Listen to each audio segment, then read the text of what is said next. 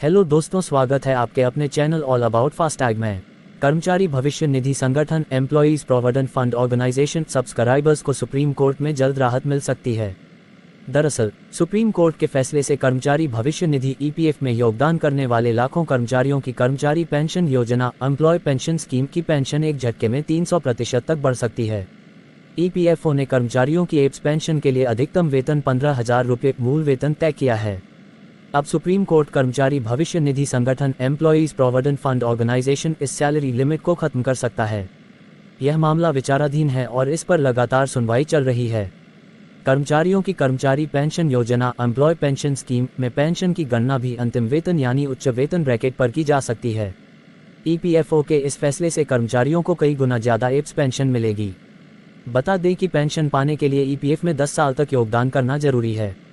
वहीं 20 साल की सेवा पूरी करने पर 2 साल का वेटेज मिलता है।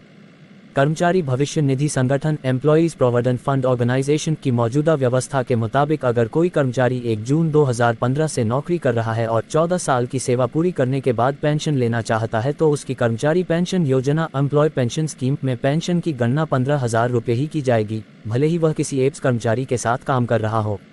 वेतन 20,000 रुपये बेसिक सैलरी ब्रैकेट में हो या 30,000 रुपये। पुराने फॉर्मूले के मुताबिक कर्मचारी को 14 साल पूरे होने पर 2 जून 2030 से करीब 3,000 रुपये पेंशन मिलेगी। पेंशन की गणना का सूत्र है सेवा इतिहास बाई 15,000/70।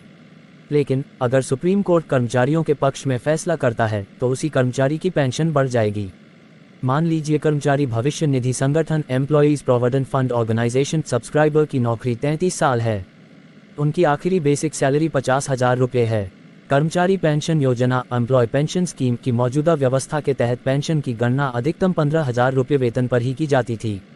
इस तरह फॉर्मूला 33 साल जोड़ 2 = 35/70 15,000 पेंशन सिर्फ 7,500 रुपये होती। मौजूदा व्यवस्था में यह अधिकतम एप्स पेंशन है, लेकिन पेंशन की सीमा हटाने के बाद पेंशन को अंतिम वेतन के हिसाब से जोड़ने पर उन्हें 25,000 रुपये पेंशन मिलेगी। मतलब 33 साल जोड़ 2 = 3570 गुना 50,000 = 25,000 रुपये।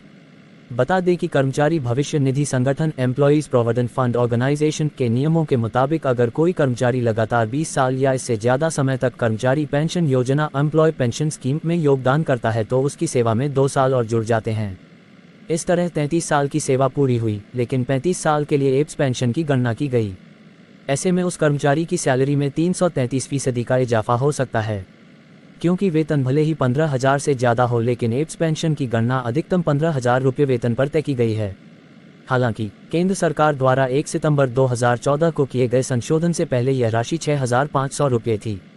कर्मचारी पेंशन योजना एम्प्लॉय पेंशन स्कीम के नियमों को अनुचित मानते हुए केरल उच्च न्यायालय ने कर्मचारियों की रिट स्वीकार करते हुए फैसला सुनाया था। इस पर ईपीएफओ ने सुप्रीम कोर्ट में एक एसएलपी दाखिल की, जिसे सुप्रीम कोर्ट ने खारिज कर दिया। अब इस मामले की फिर से सुनवाई हो रही है।